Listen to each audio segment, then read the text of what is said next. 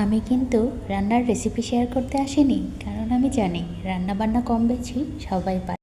Hello viewers, আসসালামু আলাইকুম। কেমন আছেন সবাই? মিতাস ডায়েরির নতুন একটি ব্লগে আপনাদের সবাইকে স্বাগত জানাই।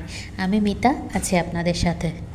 এই দুর্মূল্যের বাজারে সবজির দাম যেভাবে বেড়েছে, সেই টাকা দিয়ে হিসাব করতে গেলে মাছ মাংস কিনে খাওয়া যাবে, কিন্তু কী আর করার, শাকসবজির তো প্রচুর দরকার আছে শরীরের জন্য এবং সুস্থ থাকার জন্য।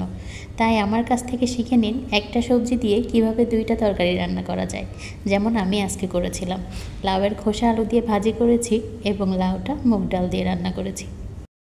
শুধু মুগ ডাল নয়, আমি এখানে কিন্তু মসুর ডাল এবং মুগ ডাল দুইটা মিক্স করে রান্না করেছি। রান্নার ক্ষেত্রে যদি সময় বাঁচাতে চান তাহলে প্রেশার কুকারে দিতে পারেন, যেমনটা আমি দিয়েছি। যখন আমি শর্ট টাইমে কোনো কিছু রান্না করতে চাই তখন খাবারটা প্রেশার কুকারে বসিয়ে দিই, এতে কিন্তু খাবারের টেস্টটা অনেক ভালো আসে। যাই হোক, আর কথা না বাড়াই, আমার ভিডিওটা যদি সবার ভালো লেগে থাকে তাহলে একটা লাইক, কমেন্ট, শেয়ার দিতে ভুলবেন না এবং ফেসবুক থেকে দেখলে ফলো দিয়ে পাশে থাকবেন। যারা ইউটিউব থেকে দেখছেন লাইক, শেয়ার এবং সাবস্ক্রাইব করে দিবেন। ধন্যবাদ।